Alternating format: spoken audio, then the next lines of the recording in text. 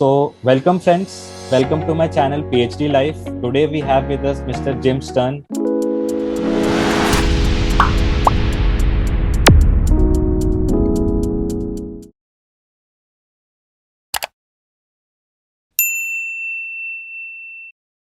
To introduce him, Jim is an internationally known speaker and consultant to Fortune 500 companies and internet entrepreneurs. He is also the founder of Marketing Analytics Summit and president of Target Marketing of Santa Barbara. Jim Sterne has 35 years of experience in sales and marketing on creating and strengthening customer relationships through digital communication.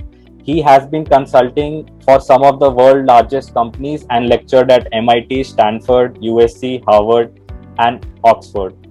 And he's currently focused on the application of artificial intelligence and machine learning to marketing. He is also author of dozen books on advertisement, marketing, customer service, email marketing, and web analytics. Some of his books include Artificial Intelligence for Marketing, The Devil's Data Dictionary, Social Media Metrics, Web Metrics, World Wide Web Marketing, and Advanced Email Marketing. So this was a brief introduction of himself. I know I might have missed many of the achievements and many of the features he have, but sorry for that. Being so much prevalent and so much relevant in the field of, he has so much to his profile that it could not be added to his introduction by me. So welcome, Jim. How are you and how do you feel coming here? Thank you very much. I'm doing very well this morning, and I'm delighted. I am very curious about what kind of questions you have, because usually I talk to business people and their questions are, how do I make more money in marketing? Yeah. Your questions are more research, so I am intrigued. Yeah, so as I am a PhD student, so I'm more inclined towards research aspects of marketing. And as you are a business professional, so you are the correct person for me to know what is actually happening in the business world as of now. And so that's why we are here today.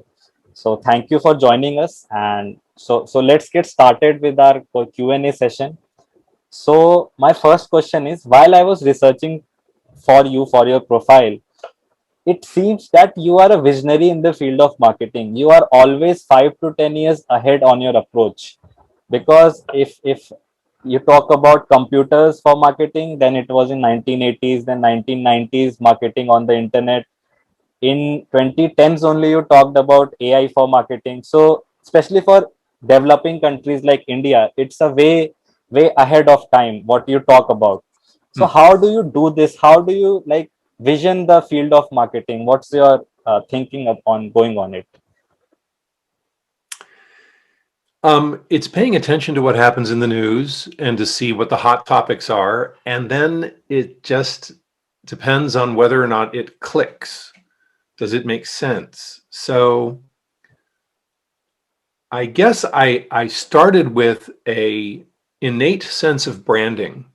I understood without a lot of education, without reading a lot of books, that the brand is important because it's your company reputation, and that's obvious. And Yes. that the best way to improve your company reputation is to have excellent, well, products, of course, and excellent customer service, which is not always true. So if you have a good product and you have excellent customer service, you have a brand. And now it's just a matter of how many people are aware of who you are. So that always made sense. That was just standard. And customer centricity was always at the very heart of all of the marketing that I do. Yeah. And then I saw the internet. Now, I had been in sales and marketing of technology. I sold Apple IIe's. I sold business computers to companies that had never owned one before. I sold software development tools. And when and part of the software development tool education for me was how the network, how the internet works, because it's the software that was being written in the 1980s was distributed software. It's object oriented. You could have pieces of the software on different computers at the same time. And in order to sell that and market that, I had to understand how the network worked. Okay, that's fine. And then there was all of this stuff about, well, there was CompuServe. and The Source and AOL. And those were interesting, but they were kind of nerdy. And then when the internet started to gain momentum, it's like, okay, that's interesting for people to do email and to share files. But then in April of 1993, when Mosaic came out, when Tim Berners-Lee created the World Wide Web, I just went, oh, that changes everything. Yeah. That changes it from push marketing to pull marketing. Instead of going and interrupting people and yelling at them, you just wait there and offer and hope people are interested. And then you've got to figure out a way to let them know that you have something on offer. And then they will come and take all the information that you are gifting them on your website. And oh, you know what else we could do is they could connect to software on our website. So we could do things for them. We could create software for our prospects and customers about our products. Ooh, that would be interesting. And so then I just, okay, now I have to start writing books because there's so many possibilities. And I'm talking to a bunch of people who say, yeah, but we don't know how to do that yet. Well, it's obvious you're going to do it. You just have to do the programming and you'll make it happen. And then, of course, all of this other stuff occurs that we didn't see coming. We didn't know social media was going to be a thing. E-commerce, yes, that was obvious. Was it silly for Amazon to sell books online? Not really. It easy to mail. You can drop ship them. Kind of made sense. Amazon's going to sell everything else. Groceries, automobiles. That's silly. Oh no, wasn't silly at all. So watching things come along and saying, oh, that's important. So I spent years, a decade, going to conferences and explaining to people how bad their websites were. So I would get up on stage and show a major corporation website and say, I'm just here to buy a printer. And look how hard it is, because I click here and I think maybe I should click there. And the audience would crack up because they all have the same experience. And somebody from the audience at the end would come up and say, I work for that company and I built that website. And can you come and tell that to my boss so I can hire more people and get more technology? Yeah, sure. That's my consulting. But then at the end of the 90s, I tripped over web analytics and got very excited because now it's not just my opinion and an anecdote. We can measure how bad your website is and how poorly your emails perform and how bad you are at search marketing. And by measuring these and making changes, we can find out how to improve it. And it's not just my opinion, it's the facts. That was hugely exciting. So 2002, I started a conference about web analytics, now called the Marketing Analytics Summit. In 2004, the audience created the Digital Analytics Association. And so I've been involved in running that for 20 years. And that was kind of the biggest aha until social media. It's like, okay, we have to measure this stuff too. Okay, fine. Yeah. And then several years ago, everybody's talking about biotech, nanotech, and artificial intelligence. And these things are going to change the world. Biotech's going to be tough because of regulations, appropriately so, and cultural issues, appropriately so, and ethics, very much so. Yeah. Nanotechnology, I know so little about. I'm not a material scientist. I've never did that. I don't know. So it would be a huge amount of learning for me. But artificial intelligence, I've been in data for so long that I said, okay, I really need to know what this is. So I spent a year interviewing everybody I could find who knew anything and asked them enough questions so that I could explain it to other people. I am not a data scientist, but I get it and I can explain it. Mm-hmm. And so that's the latest book. It's like, what is this going to mean for marketing? Mm-hmm. It has applications in absolutely every. I mean, in all kinds of fields, yes, that's like asking, is there use for a computer? Of course there is. But there are ways that AI and machine learning are going to change things that we're not aware of yet. Yes. And that's what makes it exciting. That's why I stay enthused. Yeah. So basically, the main central theme, as you mentioned, was always customers, and then how you could deliver best to the customers. In order to do that, you need to analyze data and then make something out of insights out of the data, so that companies could use to deliver best of the values to the customers. Mhm. So it's really the AI and machine learning. Has been a great step forward in the field of marketing. So with that coming, you had a book named AI in Marketing. So it would be great if you could just explain about that book, a brief introduction about that book, and explain how is it relevant in today's time. Um, the two most important chapters. So there's the introduction chapter, and then chapter 2 is what is machine learning, and I'm explaining it to marketing people who don't know data science. So it's just, if you're starting from zero, this is what it's all about. It's a different kind of programming. It is statistical analysis. It's not magic. It's not scary. It's just software. And the critical piece is, here is where it is useful, and here's where it's a waste of time.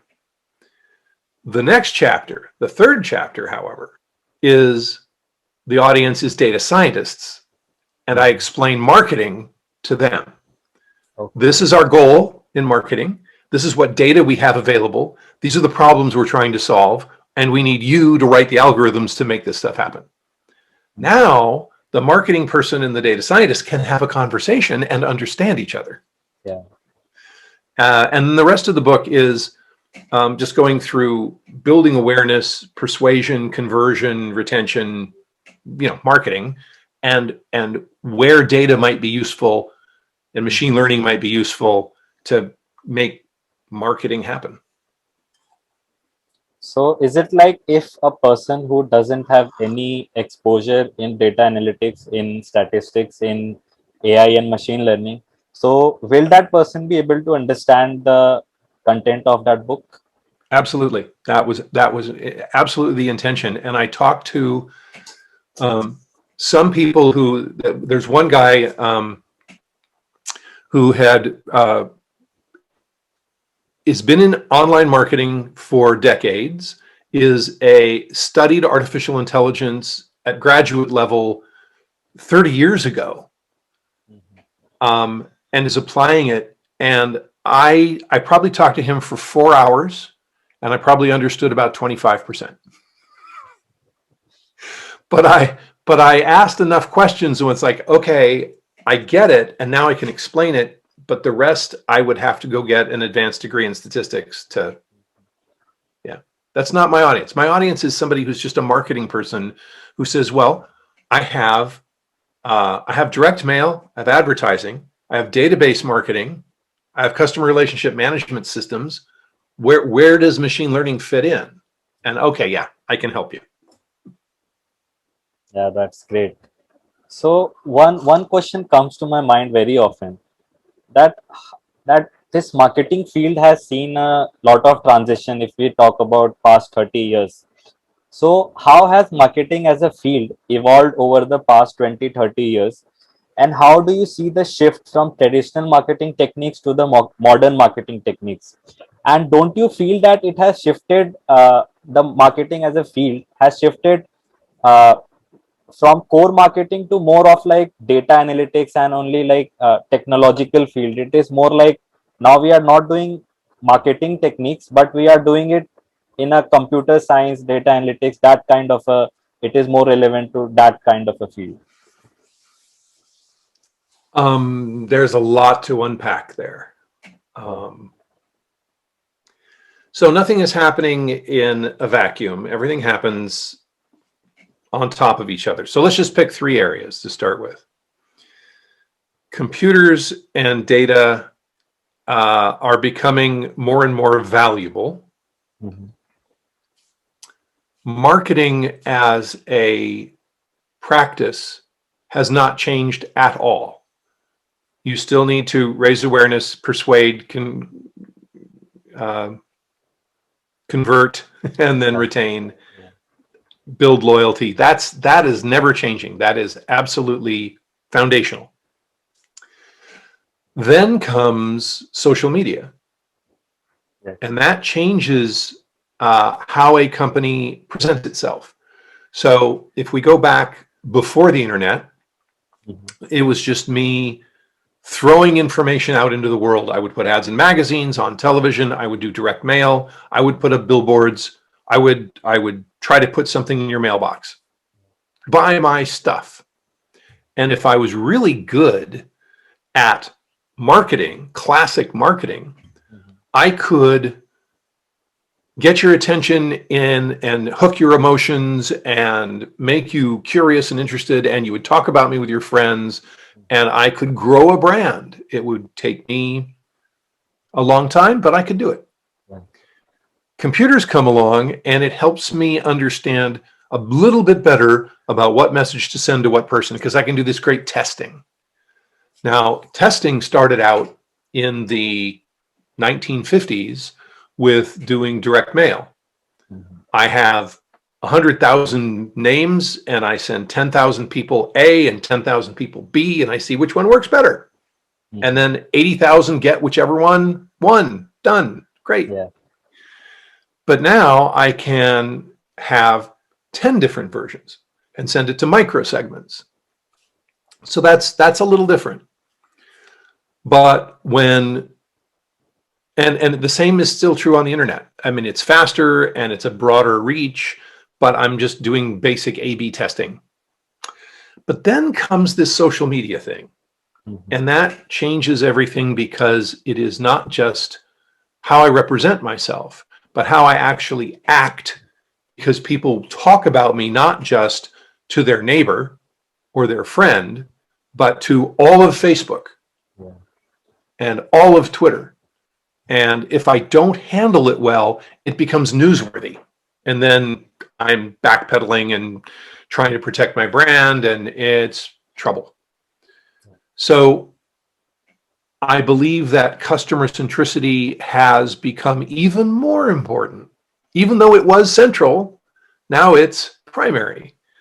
Understanding who my audience is, what they want to hear, how they want to hear it, and what voice I should use. Am I authoritative because I know the answers, because I'm the expert? Am I conciliatory because I upset somebody and I'm so sorry? Or sometimes somebody posts something and I'm just not going to respond, because you know what? That's a quagmire. And maybe my brand will be better served by me remaining silent on that particular post, rather than try to be completely defensive and look weak because I'm trying to protect myself. These are the branding decisions that have to be made now. And as an individual, I'm a individual consultant. I have a brand to maintain. I do not post political stuff. I don't take sides in world affairs, because I'm a business person. That's who I am representing. Now, at home, in my dining room with a glass of wine, oh, I'll give you my opinion.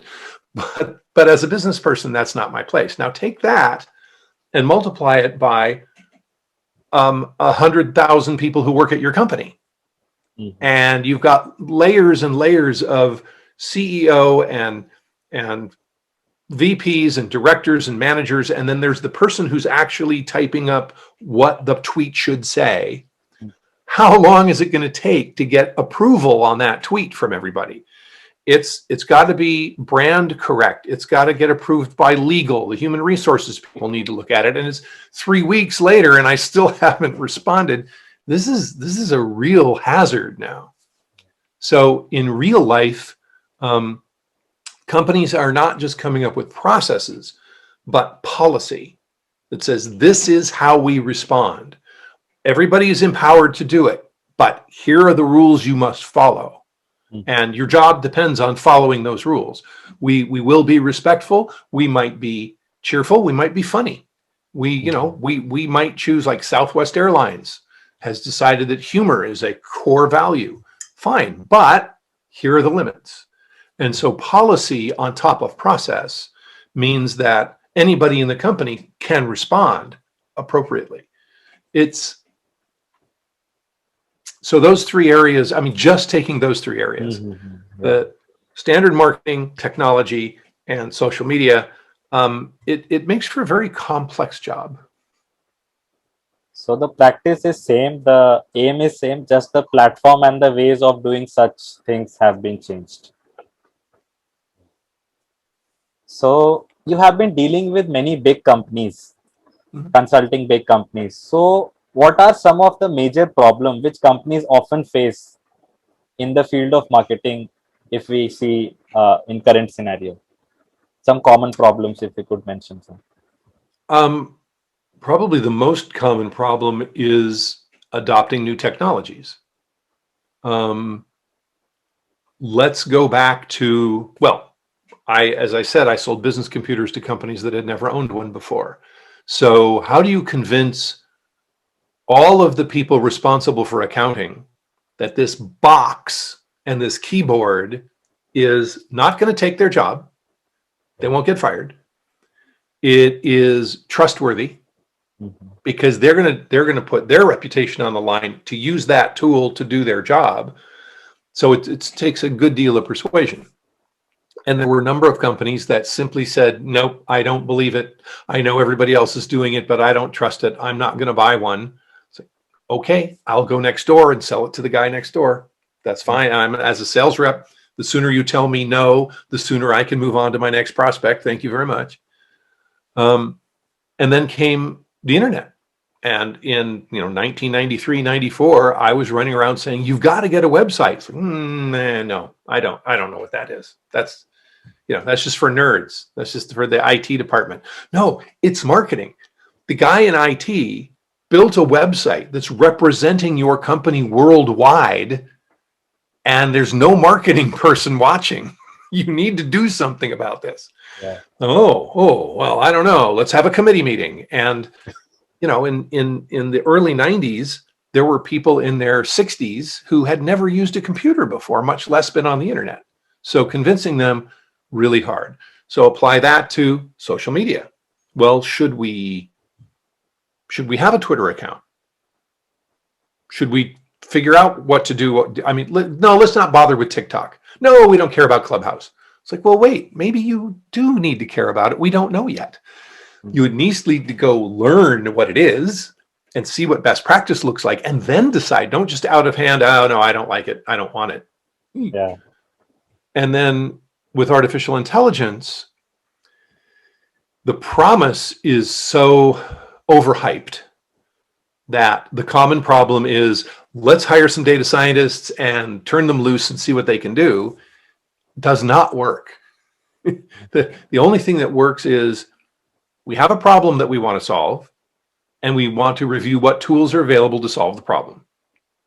It's not, oh, look, here's a hammer. What can we hit with it? No. You want to build a building. You need nails and a hammer.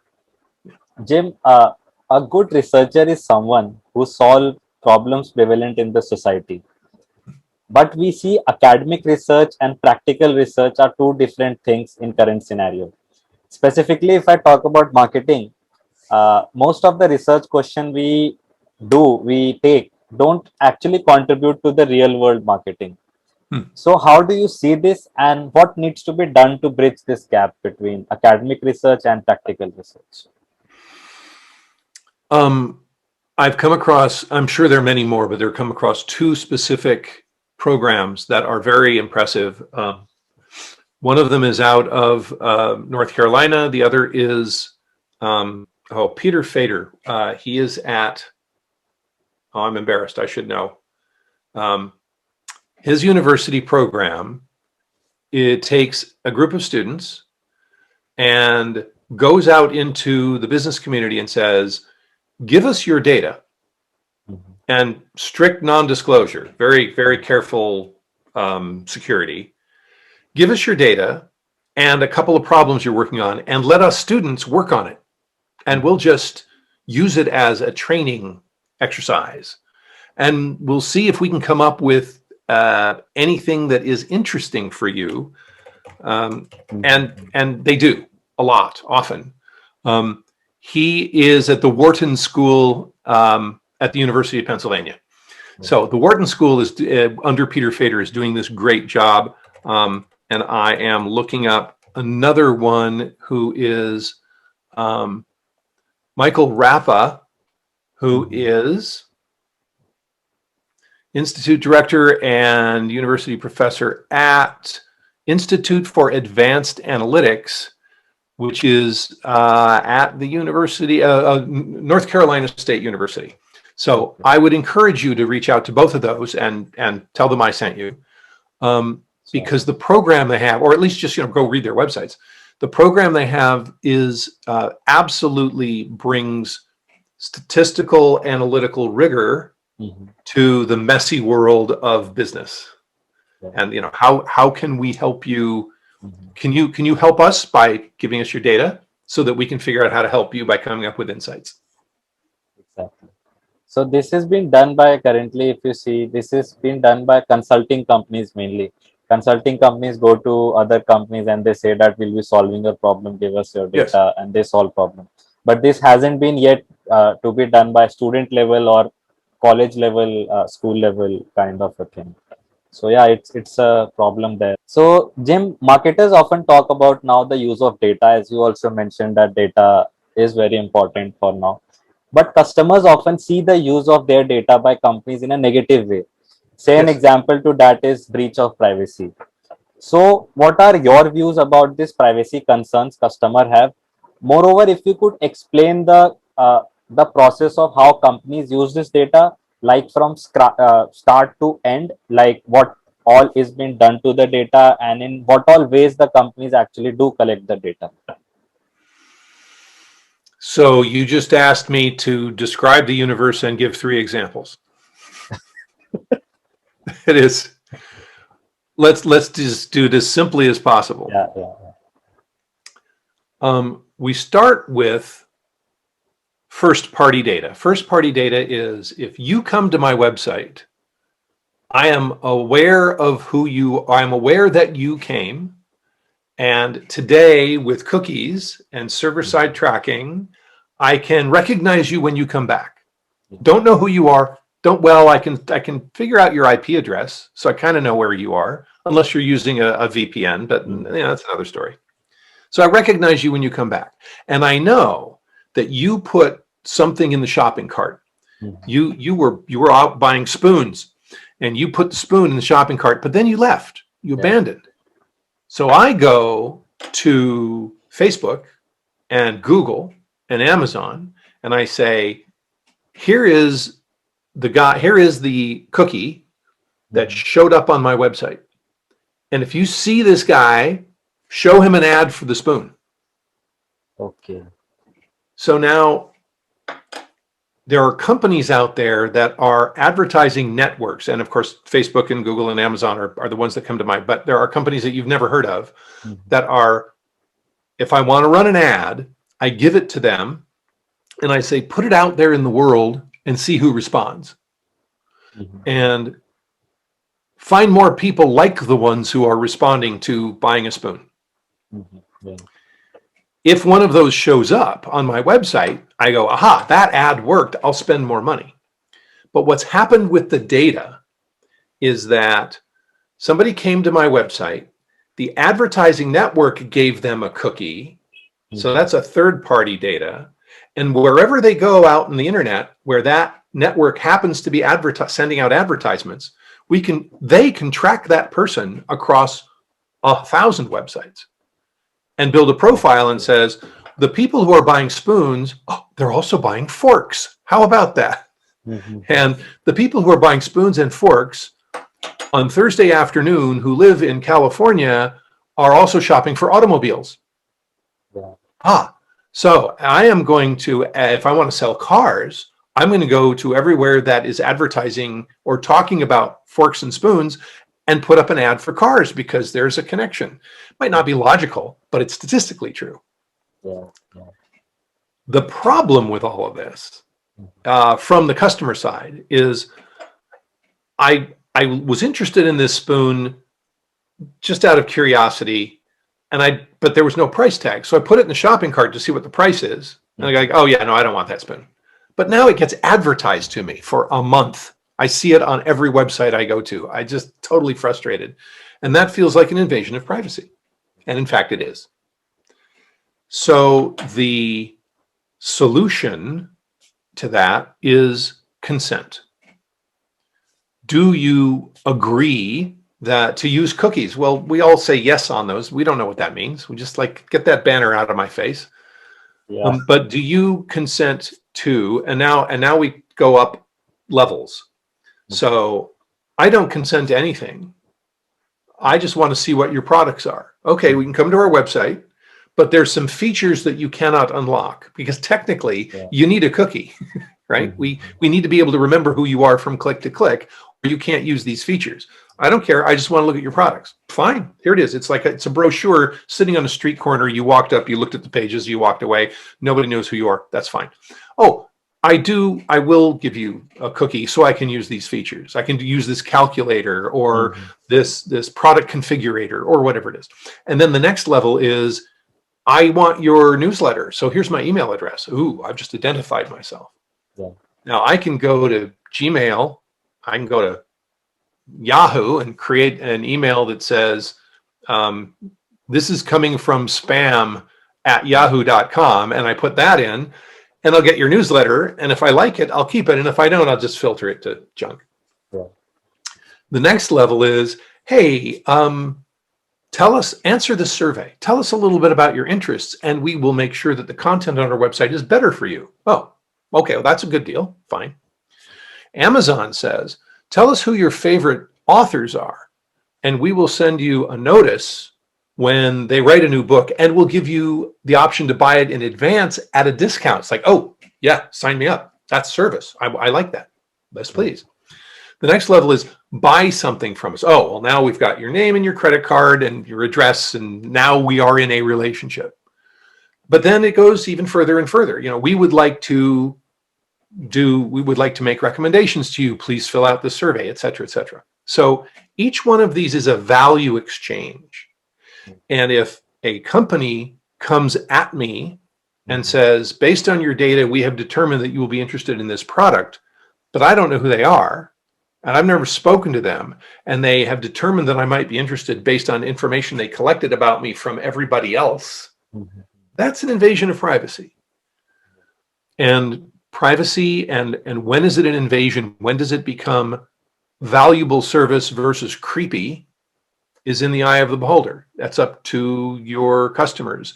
Some customers will be very grateful. Some customers will hate it. And now we have need for machine learning. Because if you have thousands or millions of customers, you can't know these things.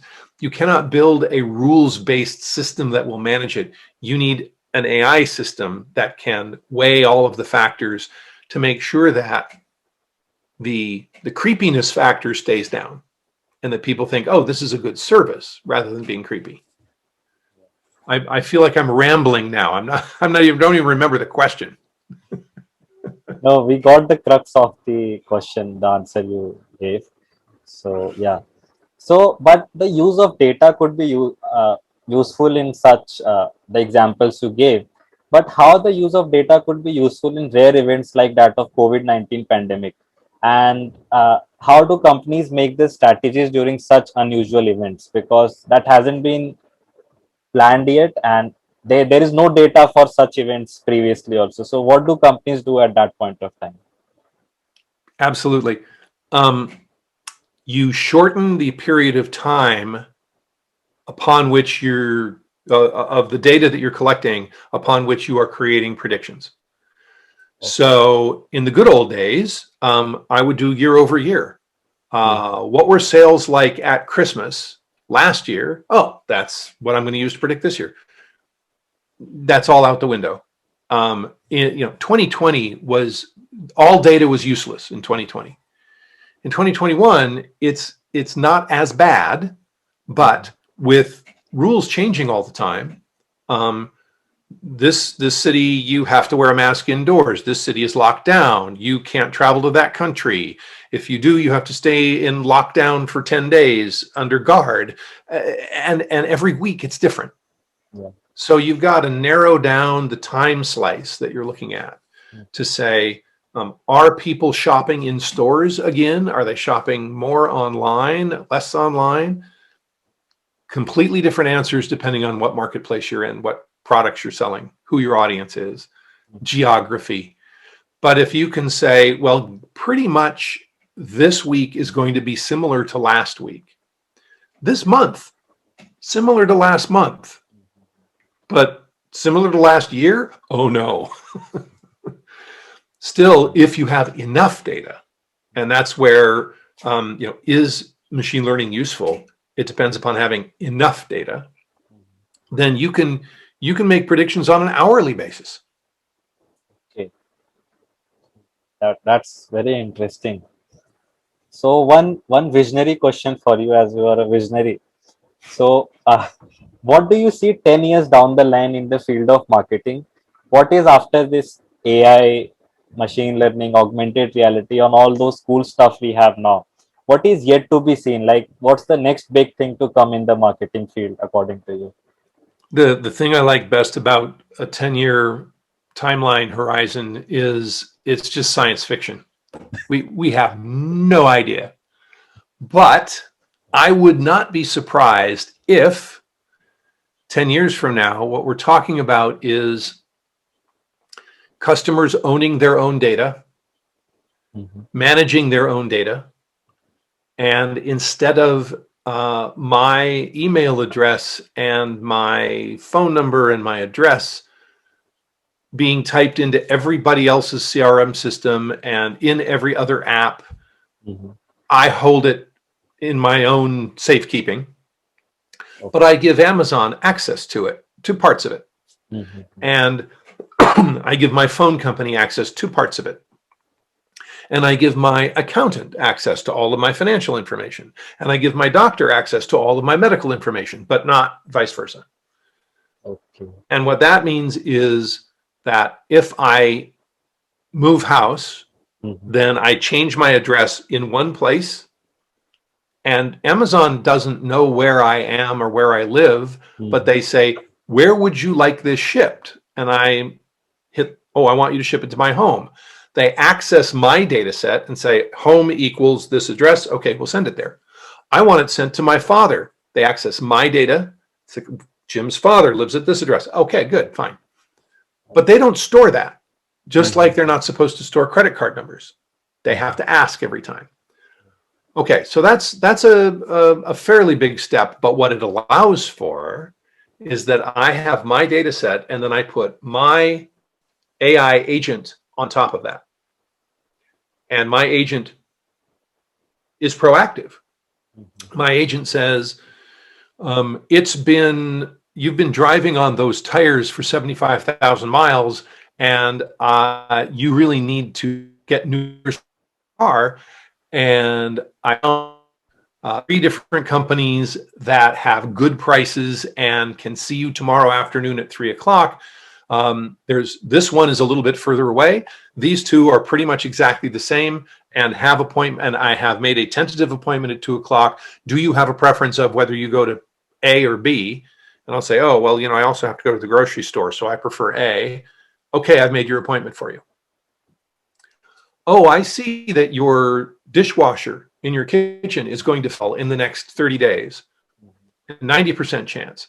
And I found 12 of them online that will fit in your kitchen and your budget and your kitchen style and color, and it can be installed next Tuesday, and I've negotiated the best price for you, yes or no. It's like, thank you, yes.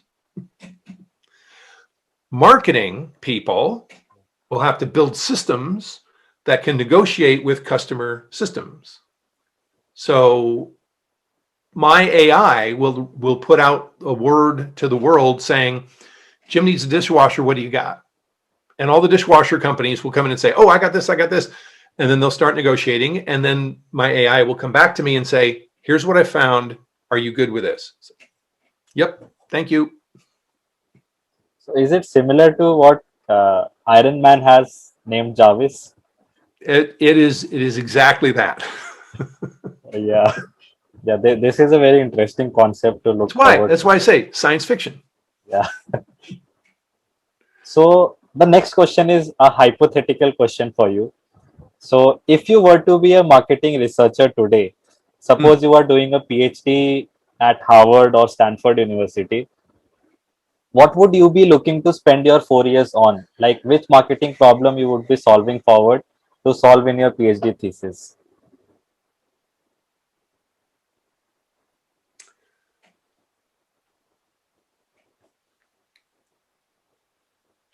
I think the question on my mind is, given what I just described as Okay. customers owning their own data and running their own AI agents, Mhm.